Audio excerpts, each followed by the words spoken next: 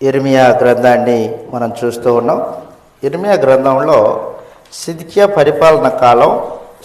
పరిపాలనా కాలము ఆరంభమున సంగతులు ఏ రీతిగా ఉన్నాయో గ్రంథంలో మనం ఆలోచన చేస్తూ ఉన్నాం. ప్రత్యేకించి 29వ అధ్యాయం ముగించుకున్నాం.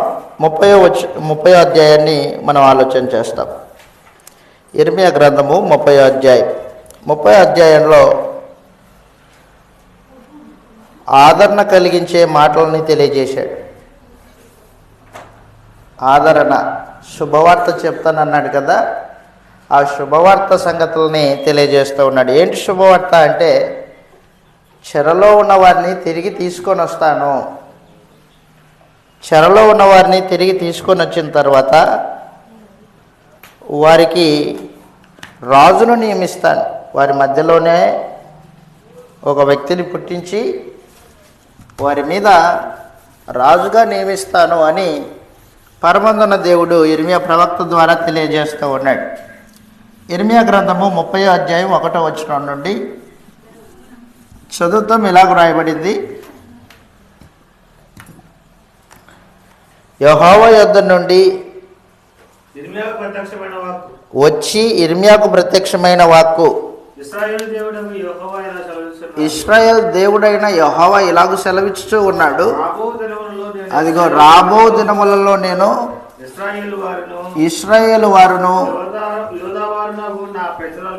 యూదావారునకు నా ప్రజలలోను చెరలో నుండి విడిపించి వారి పితరులకు నేను ఇచ్చిన దేశమును వారి స్వాధీనపరుచుకొనున్నట్లు వారిని తిరిగి రప్పించదును అని యెహోవా సెలవిచ్చుచున్నాడు. కావున నేను నీతో చెప్పిన మాటలన్నిటినీ ఒక పుస్తకంలో రాసి ఉంచుకోండి. మరి సమాచారం యిర్మీయా గ్రంథం రాయబడింది. ఆ పుస్తకం రాయబడిన తర్వాత చెరలోకి వెళ్ళిన దానియేలు యెరూషలేము 70 సంవత్సరాలు, యూదులు 70 సంవత్సరాలు చెర ముగిసిపోయింది. ఆ సమయంలో యిర్మీయా గ్రంథాన్ని చదివాడు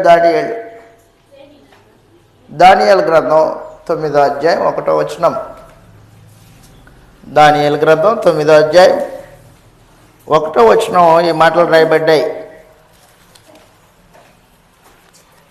దానియేలు గ్రంథం 9వ అధ్యాయం 1వ వచనంలో దానియేలు బబులోను చెరకాలము 70 సంవత్సరాలు ముగియ వచ్చిందని గుర్తించి యిర్మీయా గ్రంథాన్ని చదువుతూ ఉన్నప్పుడు ఆ విషయం అర్థమైంది దానియేలుకి.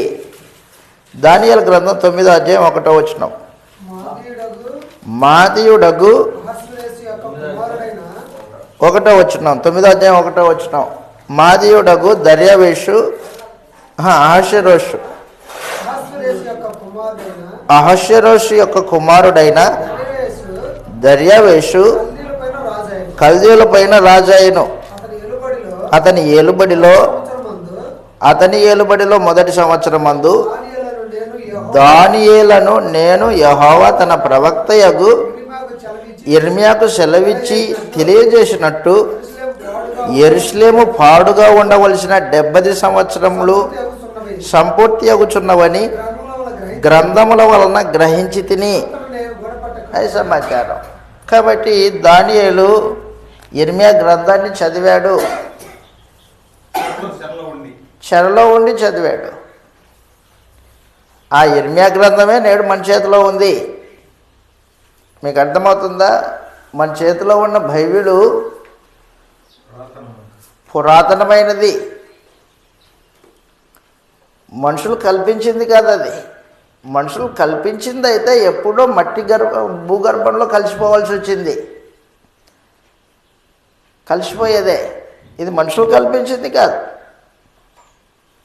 దేవుడు మానవ జాతికి సందేశము గ్రంథ రూపంలో ఇచ్చాడు.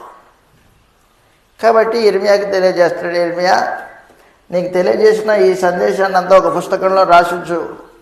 అయితే ఇర్మియాకు ఒక అసిస్టెంట్ ఉన్నాడు. ఆ అసిస్టెంట్ బారూకు ఇర్మియా నోటి మాటలు మాట్లాడుతూ ఉంటే బారూకు పుస్తకాన్ని రాసేవాడు అనమాట. చూద్దాం ఇర్మియా గ్రంథం 30వ అధ్యాయం.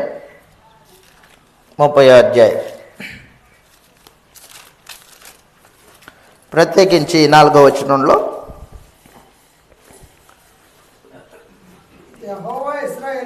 యెహోవా ఇశ్రాయేలును గూర్చి యూదా వారిని గూర్చి సెలవిచ్చిన మాటలు ఇవి. యెహోవా ఇట్లా నేను సమాధానం లేని కారణమున భీతి చేతను దిగులు చేతను విచారించి తెలుసుకోండి. ఎంత ప్రశ్న వేశాడు. పురుషులు పిల్లల్ని ప్రసూతి వేదన చేత పిల్లల్ని కంటారా? కనేది ఎవరు? స్త్రీలు కదా. మరి ఎందుకు పురుషులు నడుముల మీద చేయి పెట్టుకొని అంత వేదన పడుతున్నారు అని అడిగాడు. ప్రసవ వేదన పడు స్త్రీల వలె పురుషులందరూ నడుము మీద చేతులుంచుకొనుటయు వారి ముఖములు తెల్లబారుటయు నాకు కనబడుచున్నదేమి? అయ్యో, ఎంత భయంకరమైన దినం! అటు దినం మరి ఒకటి రాదు. ఆ యాకోబు సంతతి వారికి ఆపద తెచ్చు దినం. అయినను అది సమాచారం. శేషం మిగిలిస్తాను అని చెప్పిన మాట. సైన్యములకు అధిపతి యొక్క యెహోవా ఇలాగ సెలవిచ్చుచున్నాడు, నీకున్న కాడి నీ మెడ ఉండకుండా ఆ దినమున నేను దాన్ని విరిచి నీ కట్లను తెంపెదను. ఇకను అన్యులు యాకోబు సంతతి వారి చేత దాస్యం చేయించుకొనరు గాని తమ దేవుడైన యెహోవానగు నేను వారి మీద రాజుగా నియమించు. అది సమాచారం. కృష్ణ ప్రభువుని గురించిన ప్రవచనం నిన్నటి దినం మాట్లాడాం మనం. కొత్త రాజు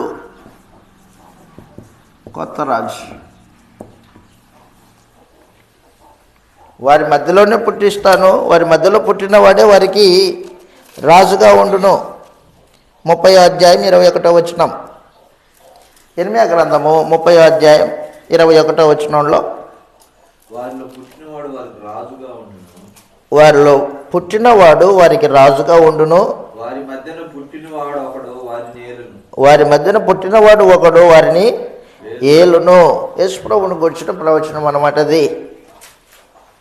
ఇర్మియా గ్రంథం 30వ అధ్యాయము 15వ వచనం. ఇర్మియా గ్రంథం 30వ అధ్యాయం 15వ వచనం. 15వ వచనంలో నీ గాయం చేత అరిచెదవేమి? నీ కలిగిన నొప్పి నివారణ కాదు. అది సమాచారం. యూదులు ఇశ్రాయేలీలు వారి పాపములు విస్తరించిన కారణాన నీ దోషమును బట్టే ఇలాగ చేస్తున్నాను. నిన్ను మింగువారందరూ మింగివేయబడుదురు. నిన్ను బాధించువారు ఎవరును తప్పకుండా చెరలోకి పోతారు. దోపుడు సొమ్మగుదురు అప్పగించదను.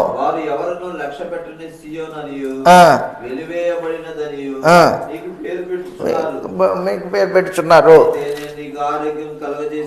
అది సమాచారం. కాబట్టి నిన్ను మరలా తీసుకొస్తాను, నీకు ఆరోగ్యం ఇస్తాను, తిరిగి రప్పిస్తాను, నీ గాయాలు మాన్పిస్తాను, నీకు ఒక రాజుని నియమిస్తాను. ఆదరణ కలిగించే మాటలు చెప్తున్నాడు. భవిష్యత్తులో జరగబోయే సంగతులని మాట్లాడాడు. ప్రత్యేకించి 31వ అధ్యాయం కొత్త రాజును నియమిస్తానని చెప్పాడే. ఆ రాజు ప్రభు అని యేసు ప్రభు. ఆ తర్వాత ఆ రాజు క్రొత్త నిబంధన చేస్తాడు అని చెప్పేశాడు. క్రొత్త నిబంధన, పాత నిబంధన కాదు, కొత్త నిబంధన ఇది. 31వ అధ్యాయము 31వ వచనం నుండి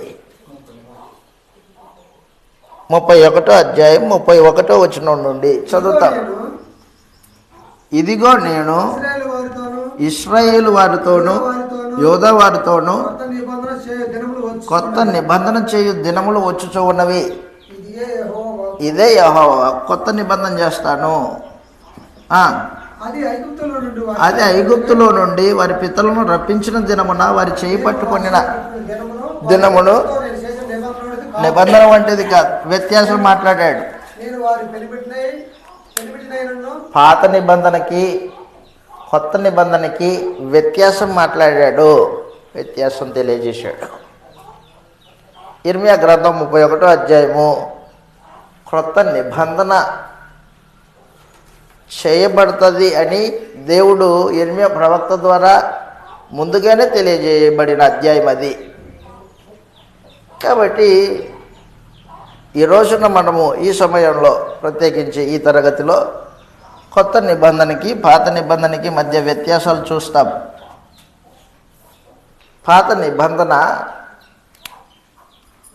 కేవలము ఇశ్రాయేలీలకు మాత్రమే చేయబడింది.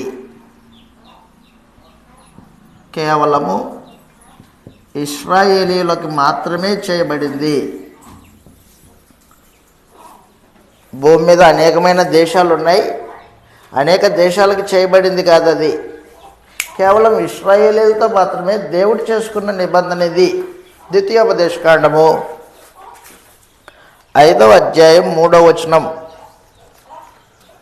ద్వితీయోపదేశకాండం 5వ అధ్యాయం 3వ వచనంలో ఈ మాటలు తెలియజేస్తూ ఉన్నాడు. మీ పితరులతో చేసింది కాదు ఇది అన్నాడు. 5వ అధ్యాయం 3వ వచనం. యెహోవా మన పితరులతో కాదు, ఇక్కడ సజీవులమై ఉన్న మనతోనే ఈ నిబంధన చేశాడు. ఇశ్రాయేలుకు సంబంధించింది పాత నిబంధన. ఇశ్రాయేల్కి సంబంధించింది అది.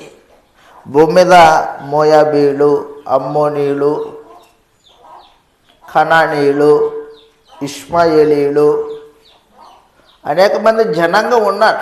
వాళ్ళతో దేవుడు చేయలేదు పాత నిబంధన ధర్మశాస్త్రం. కేవలం ఇశ్రాయేలుతో మాత్రమే చేశాడు. చదువుతాం ఇలాగ రాయబడింది. నిర్గమకాండం 19:5. నిర్గమకాండం 19వ అధ్యాయం 5వ వచనంలో, కాగా మీరు నా మాటలు శ్రద్ధగా విని నా నిబంధనను అనుసరించి నడిచిన ఎడల మీరు సమస్త దేశ జనులలో నాకు స్వకీయ సంపాద్యమగుదురు. సమస్త భూమి నాదే కదా, మీరు నాకు యాజక రూపమైన రాజ్యముగాను పరిశుద్ధ జనముగాను ఉందురని వారితో చెప్పుము. ఇశ్రాయేలుతో చెప్పవలసిన మాటలు ఇవే. అది సమాచారం. ఆ రోజున మోషే మధ్యవర్తిత్వంలో దేవుడు ఇశ్రాయేలీయుల్ని వివాహం చేసుకున్నాడు. నిబంధన వివాహం లాంటిది. ఒక పురుషుడు ఒక స్త్రీని వివాహం చేసుకుంటే నిబంధన ఎలాగూ వారి ఇద్దరిని బంధిస్తుందో అలాగున దేవుడు ఇశ్రాయేలుతో నిబంధన చేసుకున్నాడు. వివాహం జరిగింది. ధర్మశాస్త్రం అనే నిబంధన చేయబడింది. ఇర్మియా గ్రంథం 31వ అధ్యాయం 31వ వచనం. ఇర్మియా గ్రంథం 31:31లో నేను వారి పెనిమిటినైనను అన్నాడు. నేను వారి పెనిమిటినైనను వారు నా నిబంధనలో నిలవలేదు. కాబట్టి ఇశ్రాయేలీలు భార్య, దేవుడు భర్త, వారి ఇద్దరి మధ్యలో చేయబడిన నిబంధన ధర్మశాస్త్రం. మోషే మధ్యవర్తిత్వంలో జరిగిన కార్యక్రమం ఇది. భార్య భర్తలు. అయితే చెప్పాను మీకు ఒకసారి, మరలా అంటున్నా, ఈ ఇశ్రాయేలీయులకి దేవునికి మధ్యలో ఉన్న ఈ ధర్మశాస్త్ర సంబంధమైన నిబంధన ఎలాంటిదంటే బాల్య వివాహం లాంటిది. బాల్య వివాహం మనకు పూర్వము బాల్య వివాహాలు జరిగాయంట. నేను పుస్తకంలో చదివాను. బాల్య వివాహాలు చిన్న 8 సంవత్సరాలు 5 సంవత్సరాలు చిన్న పాపకి వయసులో వృద్ధుడైన వాడిని, వయసు వచ్చిన యవనస్తుని ఇచ్చి పెళ్లి చేస్తారు. భర్తమ్మ నీ భర్త అని చెప్తారు. ఆ రోజున వివాహాలు ఎందుకు జరిగేవంటే ఆస్తుల కోసం జరిగేవి. ఆస్తులు సమకూర్చుకోవడానికి లేదా ఆస్తులు ఇంకొకరికి పోకోకుండా ఉండడానికి చేసుకుంటారు వివాహాలు. బాల్య వివాహాలు జరిగేవి. రే అమ్మాయి పుట్టింది నీ భార్య పో అనేస్తారు, అంతే. ఇంకా ఆస్తుల కోసం, బంధుత్వం కోసం. ఆ చంటి బిడ్డ 5 సంవత్సరాలు 8 సంవత్సరాలు భర్తని ఎలా గౌరవించాలో తెలియదు, భర్తతో ఎలా నడుచుకోవాలో తెలియదు, భర్తకి ఎలా మర్యాద ఇవ్వాలో తెలియదు. అలాంటిది ధర్మశాస్త్రం. ధర్మశాస్త్రము మరీ విచిత్రమైంది. 8 దినముల పసికందుకే వివాహం అవుతుంది. 8 దినముల పసికందు సున్నతి. చౌతం ఇలాగ రాయబడింది. లూకా సువార్త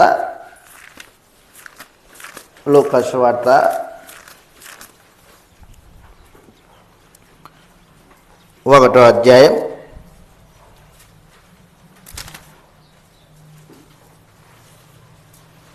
'క్షమించండి,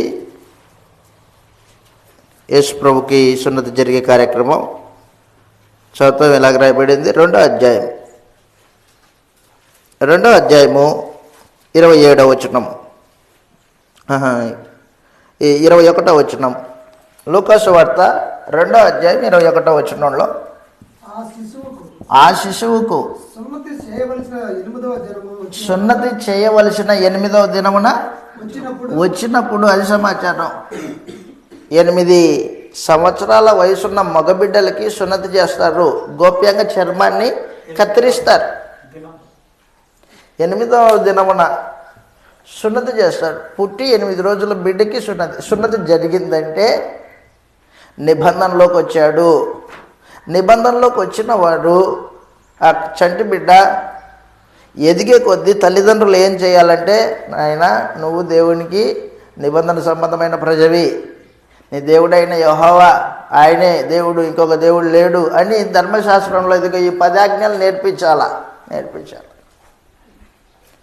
ఆకాశం అందే కానీ, భూమి మీదే కానీ, భూమి కింద నీళ్ళ ఎందే కానీ ఏ రూపం చేసుకోకూడదు. విశ్రాంతి దినముని పాటించాలా. నీ దేవుని నామాన్ని వ్యర్థంగా ఉచ్చరించకూడదు. నీ తల్లిదండ్రులను సన్మానించాలా.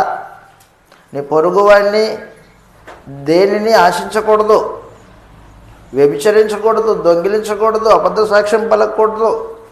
ఇలాగ 10 ఆజ్ఞలు తల్లిదండ్రులు ఏం చేయాలంటే ఆ పసికందుకి ఎదిగే కొద్దీ నేర్పించాల. బాల్య వివాహం. అమ్మ ఆయన మీ ఆయన వచ్చాడు పొలం నుంచి, పో నీళ్ళు పో, కాళ్ళకి టవల్ తీసి వెళ్ళు, టవలి తుడుచుకోవడానికి. ఆ చిన్న పాపకి ఏం తెలుస్తుంది చెప్తే కానీ? ఆయన ఎవరు, నేనెందుకు కాళ్ళకి నీళ్ళు వేయాలా, నేనెందుకు టవల్ వేయాలా అంటుంది. వివాహం అన్న సమాచారం తెలియదు వయసు వచ్చేంత వరకు. అలాగున ధర్మశాస్త్రం అనేది బాల్య వివాహం లాంటిది అన్నమాట. 8వ రోజున సున్నతి జరిగింది. శరీరంలో సున్నతి గుర్తుంటుంది మగపిల్లలకి, స్త్రీలకు సంబంధించింది కాదు సున్నతి. కాబట్టి పురుషులకు సంబంధించింది. దేవుని మందిరంలో పురుషులతో పాటు కలిసి స్త్రీలు కూర్చోరు. సున్నతి లేని వాళ్ళు అనబడతారు. వాళ్ళు సున్నతి గలవారు మాత్రమే దేవుని నిబంధన కిందకి వచ్చిన వాళ్ళుగా ఎంచబడుతూ ఉంటారు. ధర్మశాస్త్రంలోనే స్త్రీ పురుషుల వ్యత్యాసం ఉండిపోయింది. కాబట్టి పాత నిబంధన కేవలం ఇశ్రాయేల్ చేయబడింది. 2 8వ దినముననే వివాహ బాంధవ్యం జరిగినట్టు లెక్క అనమాట. అది సున్నతి కార్యక్రమం. అది కొత్త నిబంధన కేవలం ఇశ్రాయేల్తో చేయబడింది కాదు. ఇది ఎవరికి? మానవ జాతి అందరితో చేయబడిన నిబంధన. ఎవరైతే క్రీస్తు రక్తమును ఆశ్రయిస్తారో, రక్తంలో పాపాలు కడిగేసుకుంటారో వారికి సంబంధించింది కొత్త నిబంధన. సర్వ మానవ జాతి అందరికీ సంబంధించింది. ఏ జాతి వాడైనా, ఏ భాష మాట్లాడేవాడైనా, ఏ కులమైనా, ఏ మతమైనా నాగరికత కలిగిన వాడైనా నాగరికత లేనివాడైనా ఈ నిబంధన కిందికి రావచ్చు. యేసు ప్రభు రక్తంలో పాపాలు కడిగేసుకొని బాప్తిస్మం పొంది క్రీస్తు ప్రభు సంబంధిగా చేయబడవచ్చు. క్రీస్తు రక్తం వలన చేయబడింది కొత్త నిబంధన. ఇది సర్వ మానవాళిని ఉద్దేశించి దేవుడు చేసిన నిబంధన. ఇది నిబంధన సర్వమానవాళికి దేవుడు తన యొద్దకు పిలిచిన ప్రతివానికి చెందేది. ఇది చదువుతాం. ఇలాగ రాయబడింది అపోస్తుల కార్యములు 2వ అధ్యాయం 37వ వచనం నుండి. అపోస్తుల కార్యం 2వ అధ్యాయం 37వ వచనం నుండి. వారు పేతురు చెప్పిన మాటలు విని హృదయంలో నొచ్చుకొని పొడవబడిన వారై, సహోదరులారా మేమేమి చేతుము? పేతురుని కడమ అపోస్తులని అడగగా, పేతురు మీరు మారు మనసు పొంది పాప క్షమాపణ నిమిత్తము ప్రతివాడు యేసుక్రీస్తు నామమున బాప్తిస్మం పొందుడి, అప్పుడు మీరు పరిశుద్ధాత్మను వరమును పొందుదురు. ఈ వాగ్దానం మీకును మీ పిల్లలకి దూరస్తులందరికీ, అనగా ప్రభువైన దేవుడు, తండ్రి యొక్క దేవుడు తన యొద్దకు సువార్త ద్వారా పిలిచిన ప్రతివానికి చెందునని వారితో చెప్పి. అది సమాచారం. సర్వ మానవాళిని ఉద్దేశించి క్రీస్తు రక్తం చేత చేయబడింది కొత్త నిబంధన. ధర్మశాస్త్రం అనేది పాత నిబంధన, కేవలం ఇశ్రాయేలుకు సంబంధించింది. అది 2 పాత నిబంధనలో కేవలము మగబిడ్డలకి మాత్రమే సున్నతి జరిగేది, బాల్య వివాహం లాంటిది. ఈ కొత్త నిబంధన బాల్య వివాహం లాంటిది కాదు. కొత్త నిబంధన కిందకి వచ్చేవాడు దేవుడెవరో, యేసు ప్రభు ఎవరో, సంఘం అంటే ఏంటో, బాప్తిస్మం అంటే ఏంటో, ఎందుకు బాప్తిసం తీసుకుంటున్నాడో ఎరిగి క్రీస్తులోనికి వస్తాడు. 2 యవన బిడ్డలు ఉన్నారు. ఈ యవనస్తులు 2 ఒకరినొకరు అర్థం చేసుకొని, ఒకరినొకరు ఆలోచన చేసుకొని వివాహం అనే బాంధవ్యంలోనికి దిగారు. ఈ బాల్య వివాహం, పురుషుడు ఎవరో తెలియదు, ఎందుకు వివాహం జరిగిందో తెలియదు చంటి బిడ్డకి. కొత్త నిబంధన అలాంటిది కాదు. యవన బిడ్డలు 2 తెలివి వచ్చిన వాళ్ళు, సంగతులు ఎరిగిన వాళ్ళు. తన భర్తను ఎలా గౌరవించాలో ఈ యవన బిడ్డకి తెలుసు, తన భార్యను ఎలా ప్రేమించాలో ఈ యవనస్తుడికి తెలుసు. అలాగూ ఒకరినొకరు తెలుసుకొని వివాహం జరిగింది కొత్త నిబంధన. కొత్త నిబంధన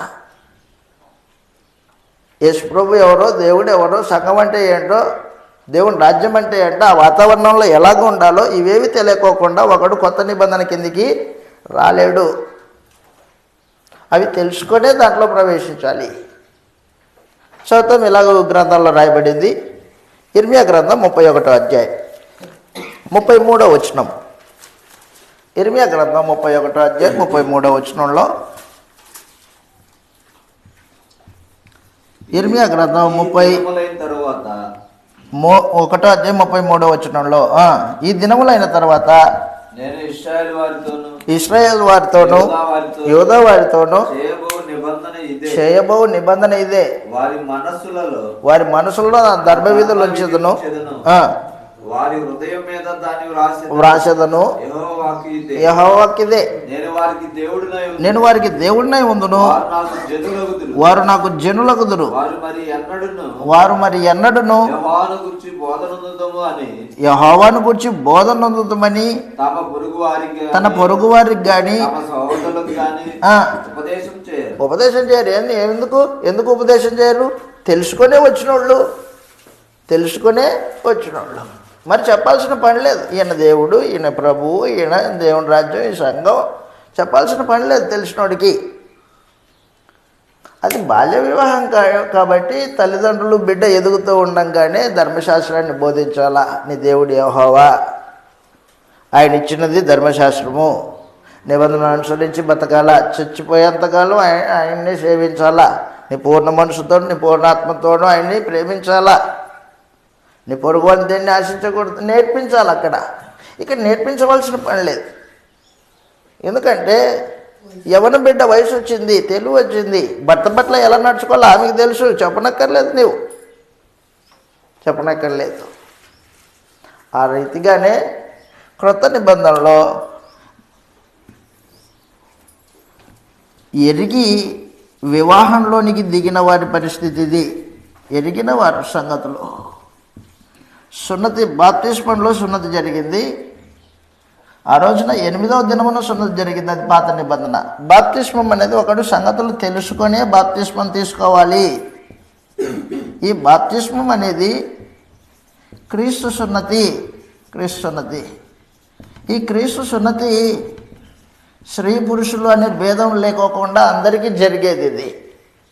అది ధర్మశాస్త్రంలో సున్నతి కేవలం పురుషులకు మాత్రమే జరిగేది. ఈ రోజున క్రీస్తు సున్నతి అనేది స్త్రీ పురుషుల మధ్యలో భేదం ఏం లేదు, అందరికి సంబంధించింది. అందరూ శరీరేచ్ఛలని కోరికల్ని కత్తిరించాలి. స్త్రీకి కత్తిరింపబడతాయి, పురుషుడికి కూడా కత్తిరింపబడతాయి. క్రీస్తు సున్నతి. కొలస్సీలకు రాసిన పత్రిక 2వ అధ్యాయం 11వ వచనంలో, కొలస్సీలకు రాసిన పత్రిక 2వ అధ్యాయం 11వ వచనంలో ఈ మాటలు రాయబడ్డాయి. పూర్తి గదిని చదువుతాం. కొలస్సీలకు రాసిన పత్రిక 2:11లో, మీరును క్రీస్తు సున్నతి యందు శరీరేచ్ఛలతో కూడిన స్వభావమును విసర్జించి ఆయన యందు చేతులతో చేయబడని సున్నతి. ఆ సున్నతి చేతులతో చేయబడేది. ఈ సున్నతి ఆత్మ సంబంధమైన సున్నతి, చేతులతో చేయబడేది కాదు. ఇది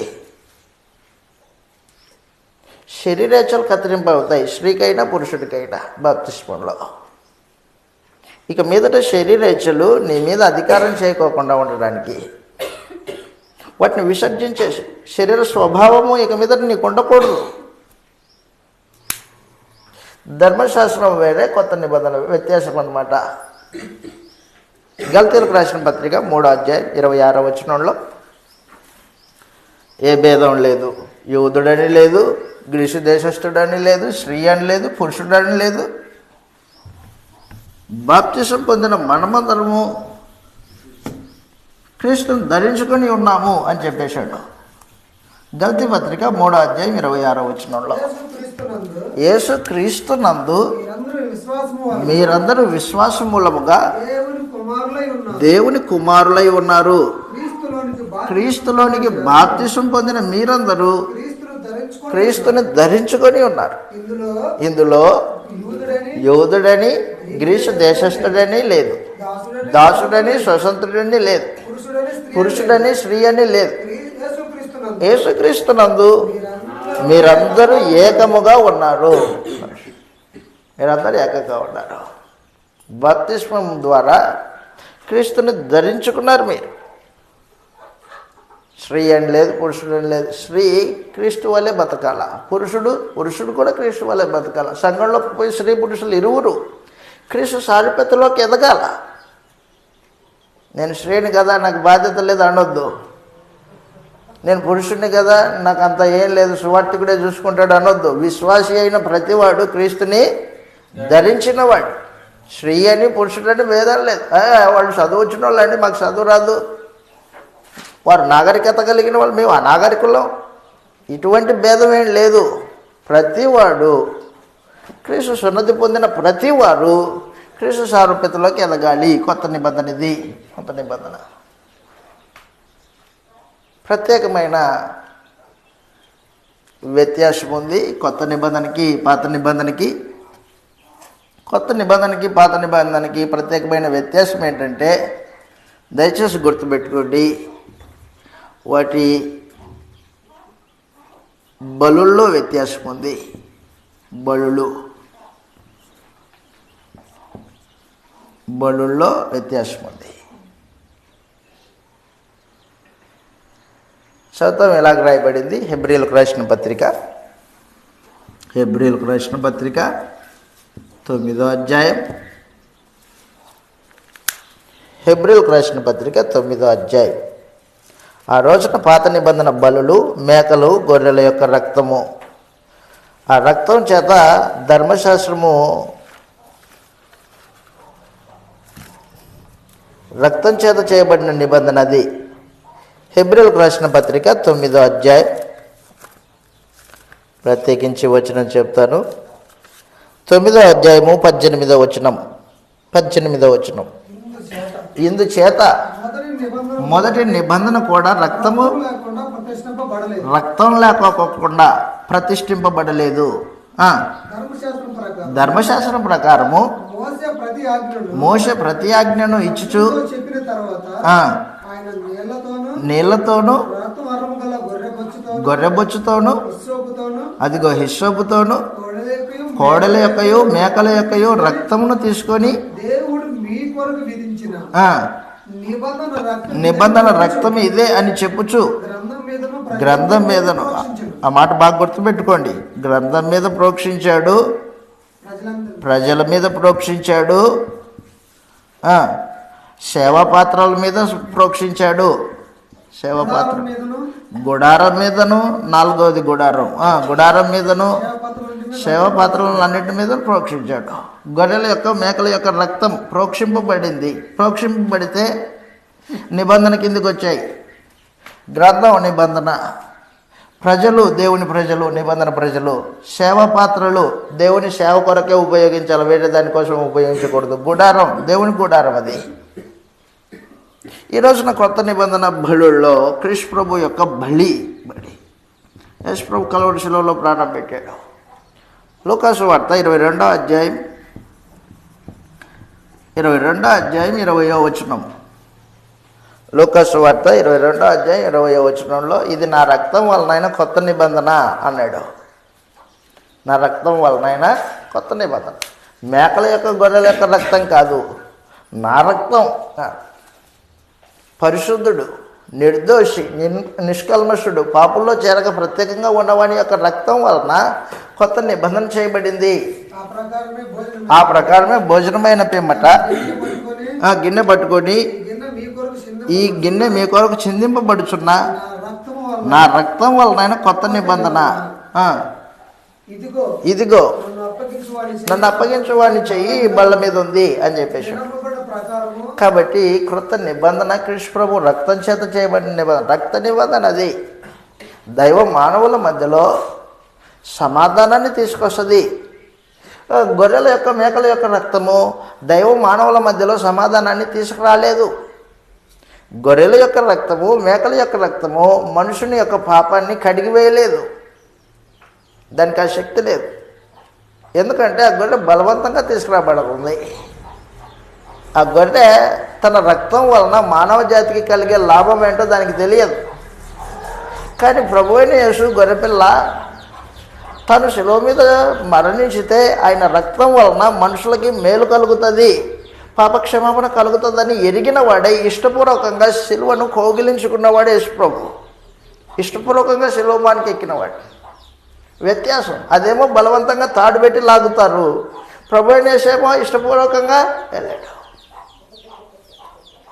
సైనికులు వచ్చారు. ఇస్కరియోతు యూదా సైనికులను వెంట పెట్టుకొని వచ్చాడు గెత్సేమనే తోటలోకి. గెత్సేమనే తోటలోకి వస్తే యేసు ప్రభుకి తెలుసు పట్టుకుని పోవడానికి వచ్చారని. ఆయనే స్వయంగా వెతుకుతూ ఉన్న వారి దగ్గరికి వెళ్ళి నిలబడ్డాడు. నిలబడి మీరు ఎవరిని వెతుకుతున్నారో అని అడిగాడు. మేము మెస్సియాని వెతుకుతున్నాం, నేనే ఆయన్ని, ఇదిగో నేనే ఆయన్ని అనగానే వాళ్ళ గుండెలు అదిరిపోయాయి. ఒరే పట్టుకోవడానికి వచ్చిన తెలుసుకుంటే మా యుద్ధకు వచ్చాడే అని గుండెలు అదిరిపోయి ఏం చేశారంటే యేసుప్రభు పాదాల మీద పడ్డారు, మొక్కారు. పక్కకు దారి దలిపి వెళ్ళిపోతున్నారు. ఆయన నిడిచిపెట్టి వెళ్ళిపోతున్నారు. మరిపించాడు యేసుప్రభు, ఎక్కడికి వెళ్తున్నారు మీరు? మేము ఎదుగుతున్నాం ఒకడిని. ఆయన్ని నేనే అన్నాడు. ఆయన నేనే. ఇష్టపూర్వకంగా పట్టుకోవడానికి వచ్చిన వారికి తను తాను చేతులు ఇచ్చి సంఖ్యలు బేడీలు ఇచ్చుకున్నాడు ప్రభు అనేసి, బలవంతంగా కాదు. కాబట్టి కొత్త నిబంధన క్రీస్తు ప్రభు రక్తం చేత చేయబడిన నిబంధన. ఇష్టపూర్వకంగా మానవజాతి పాప పరిహారం కొరకు శిలువకెక్కిన మన ప్రభు ఇష్టపూర్వకంగా జరిగిన కార్యక్రమం అది బలవంతంగా జరిగింది. దీనికి వ్యత్యాసం. కాబట్టి ఆ రక్తము పాపక్షమాపణ కలగజేయలేదు. గొర్రెల యొక్క మేకల యొక్క రక్తము పాపక్షమాపణ కలగజేయలేదు. మనస్సాక్షిని శుద్ధి చేయలేదు. మనస్సాక్షిని శుద్ధి చేయలేదు. ప్రభు అయిన యేసు రక్తము పాప క్షమాపణ కలుగజేసే శక్తివంతమైంది, నిర్దోషమైంది. ప్రభు అయిన యేసు రక్తము మనస్సాక్షిలో ఉండే నీ పాప దోషాన్ని కడిగివేసేస్తుంది, తీసేస్తుంది. మనస్సాక్షిలో నెమ్మది కలగజేస్తుంది క్రీస్తు ప్రభు రక్తం. వ్యత్యాసం అన్నమాట, పాత నిబంధనకి కొత్త నిబంధనకి వ్యత్యాసం. చదువుతాం, ఇలాగ రాయబడింది హెబ్రీయులకు రాసిన పత్రిక 10వ అధ్యాయం 1వ వచనంలో.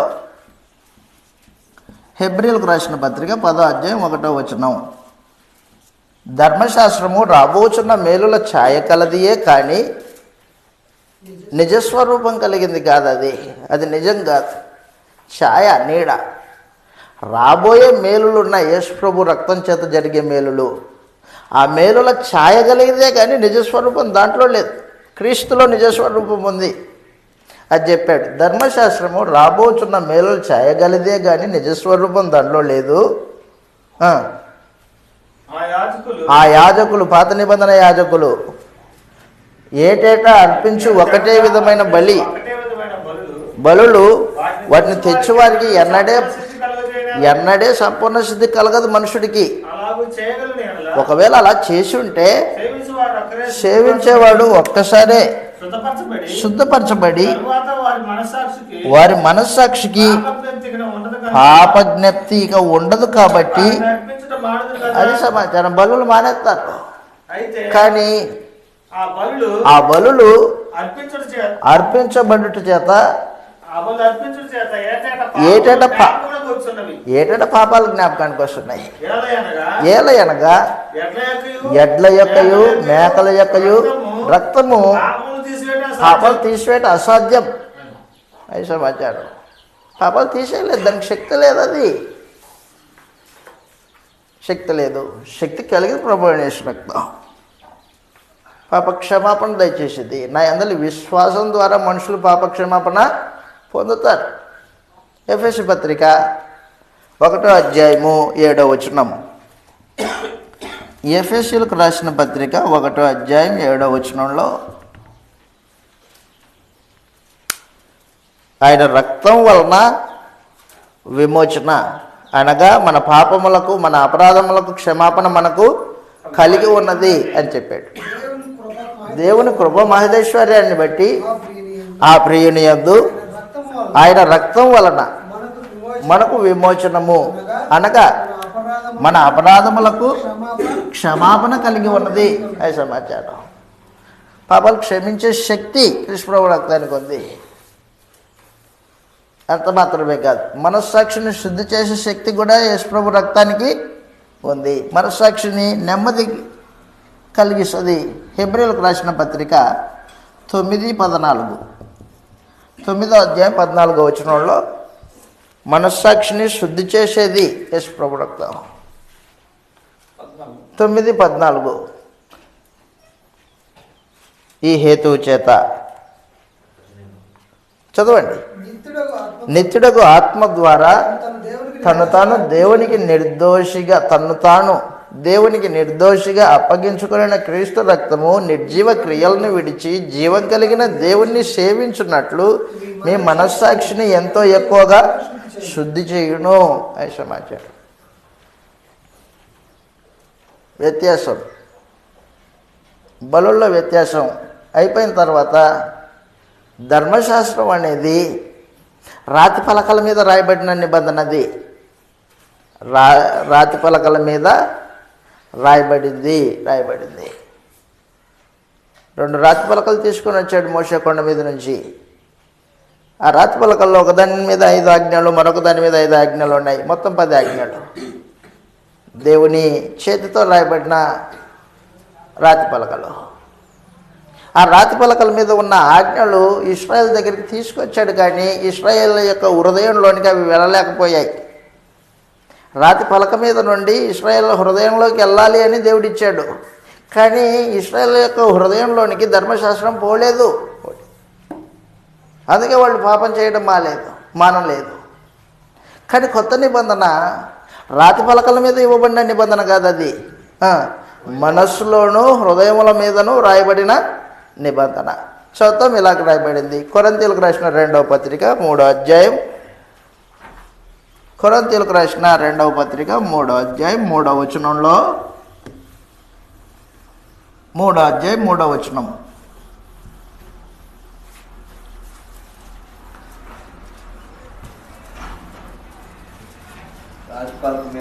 రాతి పలక మీద కానీ శిరాతో కానీ వ్రాయబడక అది సమాచారం. రాతి పలక మీద శిరాతో ఇంకుతో రాయబడింది, అది పాత నిబంధన. రాతి పలకల మీద కానీ శిరాతో కానీ వ్రాయబడక మెత్తని హృదయములు అని పలక మీద జీవం కలిగిన దేవుని ఆత్మతో, అది పరిశుద్ధాత్మ ద్వారా వ్రాయబడిన క్రీస్తు పత్రిక అయి ఉన్నారు. క్రీస్తు పత్రిక. ఆ రోజున రాతి పలకలు 2 5 ఆజ్ఞలు. ఈ రోజున రాతి పలకలు కాదు, మనుషుని యొక్క హృదయంలో రాయబడతాయి. హృదయం మనుషుని యొక్క మనస్సు మీద రాయబడతాయి. రాసేది ఎవరు? ఆత్మ మూలముగా మా పరిచర్య ద్వారా, అపోస్తలుల యొక్క పరిచర్య ద్వారా రాయబడుతుంది. హృదయం మీద రాయబడి హృదయంలోనే రాసేసాడు. ఇప్పుడు మనం చేతిలో బైబిల్ గ్రంథం అంటాం కదా, దీన్ని బైబిల్ గ్రంథం అంటాం. దీన్ని ఎవడైనా కాళ్ళ కింద వేసుకొచ్చి తొక్కి చింపేశాడు అనుకో, మనం బాధపడిపోతాం. బాధపడినక్కర్లా. కొత్త నిబంధన పేపర్లలో మనం ప్రింట్ చేసుకున్నాం, కానీ దేవుడు ఎక్కడ రాశాడంటే తన ఆత్మ మూలంగా మానవ హృదయంలో రాశాడు. దాన్ని ఎవడు తొక్కగలడు, దాన్ని ఎవడు చింపగలడు.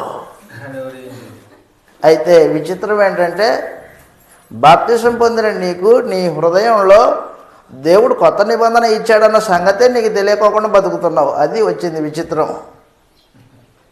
నువ్వు తొక్కుతున్నావు గ్రంథాన్ని, వాడు కాదు. నీ హృదయంలో రాయబడిన దైవ నియమం కొత్త నిబంధన అనుసరించుకోకుండా నువ్వు బతుకుతున్న కారణాన నువ్వు దాన్ని అవమానపరుస్తున్నావు, హేళన చేస్తున్నావు. ఫలానా ఊర్లో బైబిల్ చింపేశారండి, కాల్ చేశారండి అని బాధపడిపోతావు. ప్రతిరోజు నువ్వు ధర్మశాస్త్ర కొత్త నిబంధనని నీ హృదయంలో వ్రాయబడిన దాన్ని విడిచి ప్రవర్తిస్తున్న ప్రతిసారి నువ్వు తొక్కట్లేదా? నువ్వు దాన్ని హేళన చేయట్లేదా? ఎవరో కాదు, నువ్వు చేస్తున్న కార్యక్రమాలు ఏంటో చూసుకో. అసలు చదువుతో ఇలాగ రాయబడింది. ఇర్మియా గ్రంథం 31వ అధ్యాయం 33వ వచనం. ఇర్మియా గ్రంథం 31వ అధ్యాయం 33వ వచనంలో ఈ మాటలు తెలియజేస్తూ ఉన్నాడు.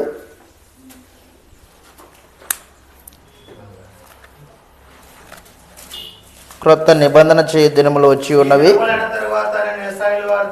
యోధా వారితోనూ ఇదే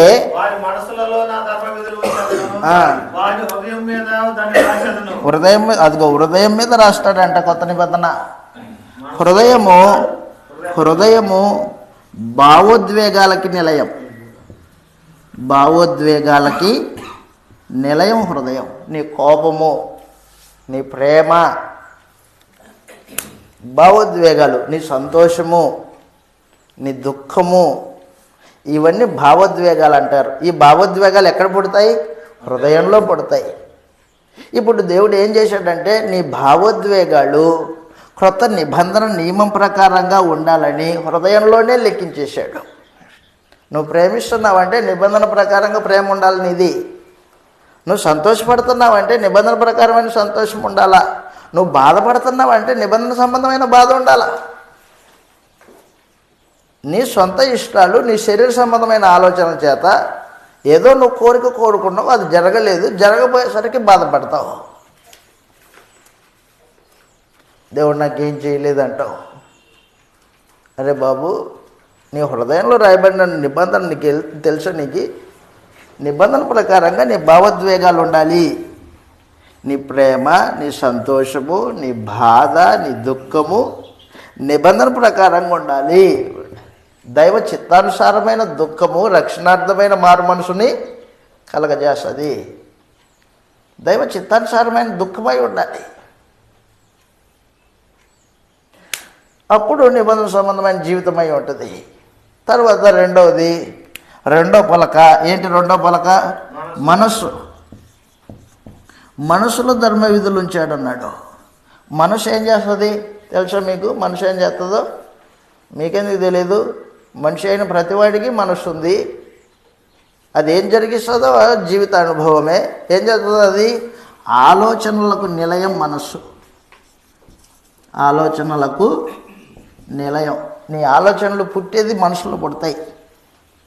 అది నీ మనసు శరీర సంబంధమైన మనసు అయితే శరీర సంబంధమైన ఆలోచనలు పుడతాయి.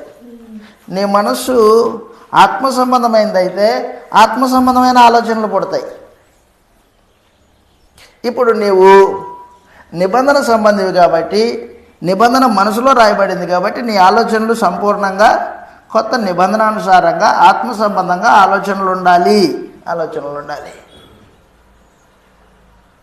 ప్రార్థనలో కూర్చుంటావు, శరీర సంబంధంగా ఆలోచన చేస్తూ ఉంటావు. ఆరాధన అంటావు, శరీర సంబంధమైన ఆలోచనలతో కొట్టబడుతూ ఉంటావు. ఆరాధన అంటావు. కాబట్టి దయచేసి గుర్తుపెట్టు, అలాంటి వాళ్ళు కొత్త నిబంధనకు వచ్చిన వాళ్ళు కాదు.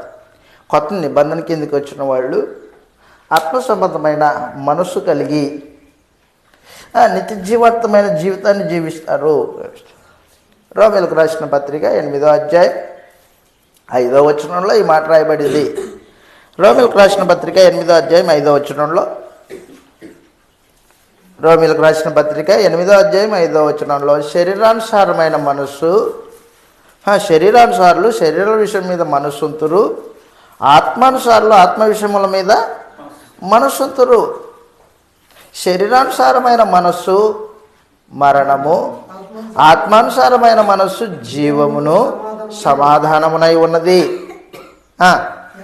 ఏలయనగా శరీరానుసారులు శరీరానుసారమైన మనస్సు దేవునికి విరోధమైనది.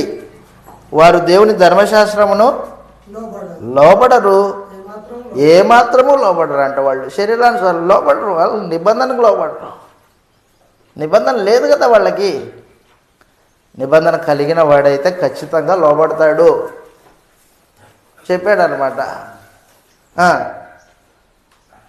చదవండి కిందికి. రోమీయులకు రాసిన పత్రిక 8వ అధ్యాయంలో ఏలయనగా శరీరానుసారమైన మనస్సు దేవునికి విరోధమై ఉన్నది. అది దేవుని ధర్మశాస్త్రమునకు లోబడదు, ఏమాత్రం లోబడదు. కాగా శరీర స్వభావం గలవారు దేవుని సంతోషపరచనేరడు. దేవుని ఆత్మ మీలో అదిగో ఆత్మ చేత కొత్త నిబంధన రాయబడింది. ఆత్మ నీలో నివసిస్తూ ఉంటుంది. ఆత్మ నీలో నివసించిన ఎడల ఆత్మ స్వభావం కలిగిన వారై కానీ శరీర స్వభావం గలవారు కారు. ఎవడైనాను కొత్త నిబంధన పరిశుద్ధాత్మ లేనివాడైతే వాడు ఆయన వాడే కాదు. అసలు క్రీస్తు మీలో ఉంటే మీ శరీరము మీ శరీర విషయమై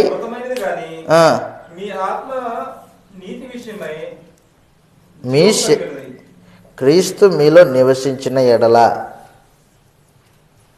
10వ వచనం మీ శరీరము పాపం విషయమై మృతమైనది కానీ మీ ఆత్మ నీతి విషయమై జీవం కలిగి ఉన్నది అని సమాచారం.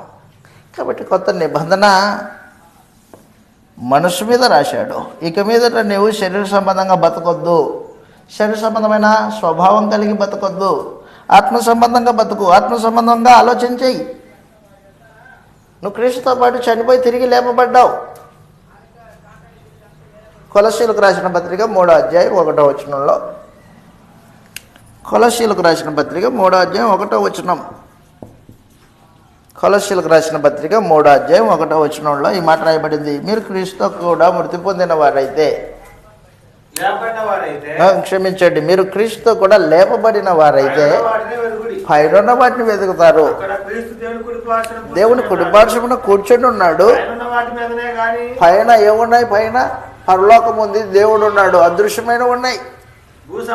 పైన ఉన్న వాటి మీదనే కానీ భూ సంబంధమైన వాటి మీద మనసు పెట్టుకొనకుడి. ఏలయనగా మీరు మృతి పొందితిరి, మీ జీవము క్రీస్తుతో కూడా దేవుని యందు దాచబడి ఉన్నది. ఐశ్వర్య ప్రత్యక్షమవుతాడు, ఆయనతో కూడా జీవంలో ప్రత్యక్షమవుతారు. యేసు ప్రభు రెండోసారి ప్రత్యక్షమైనప్పుడు. కాబట్టి వ్యత్యాసం, కొత్త నిబంధన పాత నిబంధన వ్యత్యాసం ఉంది. అది రాతి పలకల మీద శిరాతో రాయబడింది. ఇది దేవుని ఆత్మ మూలంగా హృదయము మనస్సు అనే పలకల మీద రాయబడింది. ప్రత్యేకంగా నువ్వు తీసుకుని వచ్చి లోపల పెట్టుకునేది కాదు, లోపలే పెట్టేశాడు నీకు బాప్తిస్మంలోనే. కానీ నువ్వు దాన్ని అనుసరించవు, దాన్ని పట్టించుకోవు. నీ భావోద్వేగాలు లోక సంబంధంగా ఉంటాయి, నీ మనస్సు యొక్క ఆలోచనలు లోక సంబంధంగా ఉంటాయి. అలాంటి వాడు క్రీస్తుతో పాటు లేపబడినట్ట? సంబంధం లేదు. శరీరానుసారమైన మనస్సు దేవునికి విరోధమైంది, దేవుని ధర్మశాస్త్రానికి లోబడదు. నీ కోపము, నీ ప్రేమ, నీ సంతోషము, నీ దుఃఖము, ఇవన్నీ క్రొత్త నిబంధనానుసారంగా ఉండాలి. అలా కాకపోతే నువ్వు కోపపడ్డావు అనుకో, నరుని కోపము దేవుడి నీతిని నెరవేర్చదు అని చెప్పేశాడు. నువ్వు కోపపడతావు. దేనికోసం కోపపడతావు? భౌతికంగా ఏదో నష్టం కలిగిందని కోపపడతావు. కానీ దేవుడు అలా కోపపడతాడు. దేవుడి కోపం వేరే. దేవుడి కోపం ఏం వేరే అంటే, ఒకడు పాపం చేయడానికి మరొకని యొక్క ప్రోత్సాహం ఉందనుకో, ప్రోత్సహించిన వాని మీద దేవుని కోపం ఉంటుంది, పాపం చేసిన వాని మీద దేవునికి కోపం ఉంటుంది. ఆయన కోపం కారణాన్ని బట్టి ఉంటుంది. మన కోపాలు కారణాలు ఉండవు. కారణం లేకుండా అట్లా కోపడుతున్నావు? కారణం లేకుండా. యేసుప్రభు అలా చెప్పాడా? నిష్కారణంగా నీ సహోదరుని మీద కోపడితే నీవు ఏమవుతావు? నరహంతకుడు. ఏ నరహంతకుని యందు నిత్య జీవము ఉండదు. కాబట్టి కొత్త నిబంధనకి ధర్మశాస్త్రానికి వ్యత్యాసం ఉంది. అది ఐగుప్తు దేశంలో నుండి మీ పితరులను రప్పించినప్పుడు చేయబట్టుకుని దినమున చేసిన నిబంధన. అది కొత్త నిబంధన అలా కాదు. కృష్ణ ప్రభు రక్తం చేత చేయబడిన నిబంధన. దాని బలుల్లోనే వ్యత్యాసం ఉంది. దాని యొక్క పలకల మీదనే వ్యత్యాసం ఉంది. అది రాతి పలకలు, ఇవి ఆత్మ సంబంధమైన పలకలు. జీవిత విధానంలో వ్యత్యాసం ఉంది. వాళ్ళు భూ సంబంధమైన కనాను దేశం కోసం వెతుకులాడారు. భౌతికమైన ఆశీర్వాదాలు వాళ్ళకి ఇచ్చాడు ధర్మశాస్త్రంలో. ఈ రోజున భౌతికమైన ఆశీర్వాదాలు కాదు, ఆత్మ సంబంధమైన ఆశీర్వాదాలు. పాప క్షమాపణ, దేవుని కుమారత్వం, పరిశుద్ధాత్మ వరము, పరలోక స్వాస్థ్యము, ఆత్మ సంబంధమైనవి. ఎఫెసీ పత్రిక 1:3 ఈ మాట రాయబడింది. వ్యత్యాసం, జీవిత విధానం వ్యత్యాసం, ఆశీర్వాదాలు వ్యత్యాసం.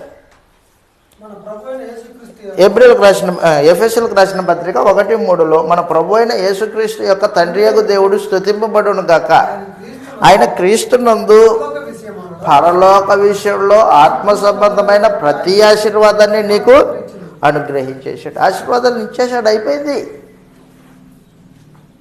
నువ్వు అందిపుచ్చుకోవడమే. ఏదైనా తోటలో ఆదాంకి ఏం చేశాడంటే దేవుడు, నాయన నువ్వు పొలం పని చేయి. పొలం పని చేసేటప్పుడు ఆకలి వేస్తుంది కదా, పండ్లు తెంపుకొని తిను, వంట చేసుకోవద్దు. వంట చేసుకునే పని లేదు ఆదాంకి. ఏం చేస్తాడు? ఆకలి వేస్తే పండ్లు తెంపుకొని, అందుబాటులో ఉన్నాయి సమస్త ఫలాలు. ఈ రోజున మనకు క్రీస్తు సంఘంలో క్రొత్త నిబంధన అనుసారంగా ఆత్మ సంబంధమైన ఆశీర్వాదాలు ఉన్నాయి. పాప క్షమాపణ. ఏమిచ్చినా కొనుక్కోలేవు. ఏమిచ్చినా ఒక మనుషుడు దేవుని ఎదుట పాప క్షమాపణ పొందలేడు. 2, దేవుని కుమారత్వం. ఏమిచ్చినా దేవుని కుమారుడు కాలేవు. దేవుని కుమారుడు అవ్వాలంటే యేసుప్రభు రక్తం చేత కడగబడిన వాడు అయితేనే కుమారుడు అవుతావు. 3, పరలోకపు ఆస్తిలో వాటా. అక్కడుంది మన ఆస్తి. ఎఫెసీ పత్రిక 1:13 చెప్పాడు. కాబట్టి వ్యత్యాసం ఉంది. ఆ రోజున ఇర్మియా దేవుని ప్రవక్త యూదులకి సందేశం ఇచ్చాడు. నేను మరలా మిమ్మల్ని తీసుకొని వస్తాను, యెరూషలేములో నాటుతాను, నాటిన తర్వాత మీతో నిబంధన చేసుకుంటాను. ఈ నిబంధన పాత నిబంధన వంటిది కాదు, ఇది క్రొత్త నిబంధన. అది రాతి పలకల మీద రాయబడింది, ఇది మనసు హృదయాల మీద రాయబడేది. అది బాల్య వివాహం లాంటిది, ఇది తెలిసిన వాళ్ళు, ఎరిగిన వాళ్ళు, వయసు వచ్చిన వాళ్ళు వివాహం చేసుకుంటే ఎలాగుంటుందో వారి జీవిత విధానం అలాంటిది ఇది అని చెప్పేసి. నేను వారి పెనిమిటినైనను వారు నా నిబంధనలో నిలవలేదు, వీళ్ళు నిలిచేవాళ్ళు. అక్కడే చెప్పేశాడు. ఆ మాట చదివి మనం భోజనానికి వెళ్ళిపోదాం. ఇర్మియా గ్రంథము, ఇదే ప్రవచనం మనకు హెబ్రీ పత్రిక 8:8 ఉంటుంది. అది రాసుకోండి వచనం. హెబ్రీలకు రాసిన పత్రిక 8వ అధ్యాయం 8వ వచనం నుండి 12వ వచనం వరకు ఉంటుంది. హెబ్రీ రచయిత ఇర్మియా గ్రంథంలో వ్రాయబడిన ఈ లేఖనాన్ని మరలా కోట్ చేశాడు. ఇర్మియా గ్రంథం 31వ అధ్యాయం. నిత్య నిబంధన అన్నాడు, కొత్త నిబంధనని ఇంకో నిబంధన చేయడు. ఇర్మియా గ్రంథము 31వ అధ్యాయం, క్షమించండి 32వ అధ్యాయం. 32వ అధ్యాయంలో నిత్య నిబంధన అన్నాడు. 32వ అధ్యాయము 39వ వచనం, 38 నుంచి 32వ అధ్యాయము 38వ వచనం నుండి, వారు నాకు ప్రజలై ఉందురు, నేను వారికి దేవుడనై ఉందును, మరియు వారికిని వారి కుమారులకును మేలు కలుగుటకై వారు నిత్యము నాకు భయపడునట్లు నేను వారికి ఏక హృదయము ఏక మార్గమును దయచేయుదును. నేను వారికి మేలు చేయటం మానకుండునట్లు నిత్య నిబంధనను వారితో చేయుచున్నాను. వారు నన్ను విడవకుండునట్లు వారి హృదయములలో నా ఎడల భయభక్తులను పుట్టించదును. నిత్య నిబంధన చేస్తాను అని చెప్పేశాడు.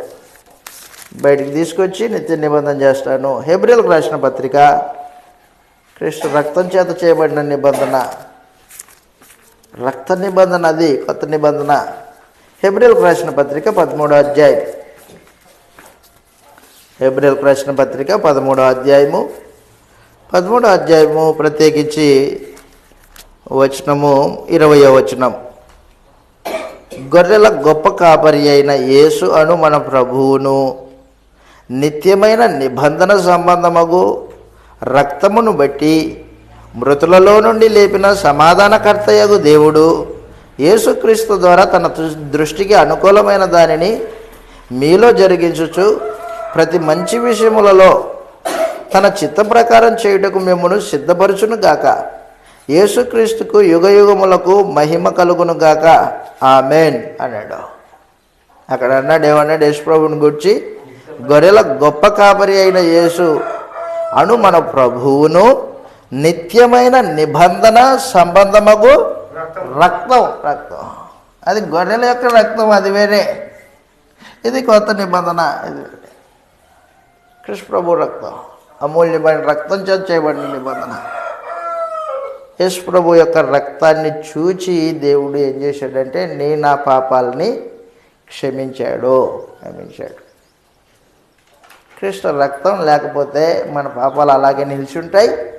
మన పాపాలు అలాగే నిలిచి ఉంటే దేవుని ఉగ్రత పొందాల్సిన పని ఉంటుంది. దేవుని ఉగ్రత కింద ఉంటాం, రక్షణ లేదు. అందుకని దేవుడు ఏం చేశాడంటే సర్వ మానవాళితో చేసిన నిబంధన. ఎవరైతే తన కుమారుని యొక్క రక్తమునందు విశ్వాసం ఉంచుతారో వారు కొత్త నిబంధన చేయబడతారు. కొత్త నిబంధన చేయబడిన వాళ్ళు పాపాలు క్షమింపబడ్డాయి. ఈ పాపాలు క్షమింపబడిన వారికి దేవుడు అయి ఉంటాడు. ఈ పాప క్షమాపణ పొందిన వారు మాత్రమే పరలోకపు ఆస్తికి వారసులు అవుతారు. ఎవరు పడితే వాడు వారసుడు కాదు. కాబట్టి బైబిల్ పట్టుకున్న వాళ్ళంతా దేవుని పిల్లలు కాదు. బైబిల్లో క్రొత్త నిబంధన ఉంది, పాత నిబంధన ఉంది. వాటి వ్యత్యాసం తెలిసి జీవితాన్ని కొనసాగించాలి. పాత నిబంధనకి ఇశ్రాయేల్ సంబంధించింది, మనకు సంబంధించింది కాదు. దాని పండుగలు, దాని ఆచారాలు దానికి సంబంధించింది. మనం ఈరోజున ఆత్మ సంబంధమైన జనాంగం, ఆత్మ సంబంధమైన ఆశీర్వాదాలు, ఆత్మ సంబంధమైన జీవిత విధానం పైన ఉన్న వాటిని వెతికే జీవితం ఇది. భూమి మీద వాటి బంగారాలు, వెండి, వజ్రాలు వెతికేది కాదు ఇది. దేవుణ్ణి, దేవుని నియమాన్ని, దేవుని నీతిని, దేవుని రాజ్యపు వాతావరణాన్ని వెతికేది కొత్త నిబంధన. ఆ రీతిగా ఆలోచన చేయవాలని ప్రేమతో మీకు మనవి చేస్తూ ఇంతటితో ముగిస్తూ ఉన్నాను. దేవుని చిత్తమైతే భోజనం తర్వాత కూర్చొని సంగతులు ఆలోచన చేస్తాం. ప్రార్థన. కరుణా సంపన్నుడు వగు మా ప్రియ తండ్రి, పరిశుద్ధుడు అయిన మా దేవ, మహాప్రేమ కలిగిన తండ్రి, మీ కృతజ్ఞతలు, స్తోత్రములు నాయన. క్రీస్తులో మమ్మల్ని ప్రేమించి మా అపరాధములన్నింటినీ నాయన మా ప్రభు శరీరం మీద మోపి ఆయనను నలగొట్టి ఆయన యొక్క రక్తం చేత మమ్మల్ని విమోచించారు. మీకు స్తోత్రములు తండ్రి. మా ప్రభువు మమ్మల్ని ప్రేమించి మా కొరకు తను తాను బలిగా అర్పణగా మీకు అప్పగించుకున్న దాన్ని బట్టి స్తోత్రాలు తండ్రి. మా ప్రభువు యొక్క నిర్దోషమైన రక్తం చేత మమ్మల్ని మీతో సమాధానం పడడానికి మా పట్ల కనికరం చూపించారు. మీకు స్తోత్రములు తండ్రి. అపోస్తలుల యొక్క సువార్త ద్వారా మమ్మల్ని పిలిచి మీ కుమారునికి విధేయులైన కారణాన పాప క్షమాపణను, పరిశుద్ధుల స్వాస్థ్యంలో పాలిభాగమును మాకు దయచేసినందుకు మీకు స్తోత్రములు. ఎంతమంది మా ప్రభు యొక్క రక్తంలో పాపాలు కడిగేసుకున్నారో నాయన వారిని అందరినీ మీ కుమారులుగా స్వీకరించి మీరు దేవుడై, మీరు తండ్రి అయి వారి అవసరతలన్నింటినీ తీరుస్తున్న దాన్ని బట్టి మీకు స్తోత్రములు తండ్రి. నాయన ఈ గ్రంథంగా అర్థం చేసుకునడానికి మా పట్ల దయ ఉంచండి తండ్రి. నాయన కేవలము చేతిలో పట్టుకొని మీ సంగతులను ఎరుగక నాశనానికి జోగిపోయే అనేకుల వల్లే మేము ఉండక నాయన ఈ గ్రంథంగా చదువుతూ దాన్ని పఠిస్తూ ఎల్లప్పుడూ దాని దగ్గర నేర్చుకుంటూ మీ పిల్లలమై మీ స్వభావం కలిగిన వారమై నడుచుకోవడానికి సహాయం అనుగ్రహించండి తండ్రి. నాయన గడిచిన దినము ఈ దినము మీరు మాకు అనుగ్రహించిన ఈ బైబిల్ తరగతులను బట్టి మీకు స్తోత్రములు సమర్పిస్తూ ఉన్నాం నా తండ్రి. నాయన విని మమ్మల్ని మేము మోసపుచ్చుకొనకుండా విన్న వాక్యానుసారంగా మా జీవితాలని మలుచుకోవడానికి సహాయం అనుగ్రహించండి. ఆత్మ ద్వారా మా హృదయాల్లో మా మనసు మీదను మీరు రాసిన ధర్మ విధులని మేము గుర్తించి తల్లిదండ్రులని గౌరవించి నాయన వారిని సన్మానించుతూ పిల్లల్ని భక్తిలోను ప్రభు యొక్క శిక్షలోను పెంచడానికి, ధర్మ విధులు జరిగించడానికి, ధర్మ కార్యక్రమాలు జరిగించడానికి మేము ఒకరినొకరు పురుగొల్పుకుంటూ కొత్త నిబంధన జనులుగా బ్రతుకుట్లో సహాయం అనుగ్రహించండి తండ్రి. నాయన జ్ఞానం కొద్దిగా ఉంది, దయతో మమ్మల్ని కనికరించి జ్ఞానమును దయచేయవాలని ప్రార్థిస్తూ ఉన్నాం. నాయన మా ప్రభు ప్రత్యక్షమైనప్పుడు మా ప్రభువుతో పాటు మహిమలో మేమును ప్రత్యక్షమవడానికి మేము ఎల్లప్పుడూ మీ ఎదుట పరిశుద్ధులు నిర్దోషులుగా ఉండడానికి మీ కృపను మా ఎడల విస్తరింపచేయవాలని ప్రార్థిస్తూ ఉన్నాం తండ్రి. ఈ ప్రార్థన మా ప్రభు యేసుక్రీస్తు వారి పరిశుద్ధమైన నామంలో మీకు సమర్పిస్తూ ఉన్నాం తండ్రి. ఆమేన్. వందనాలండి అందరికీ.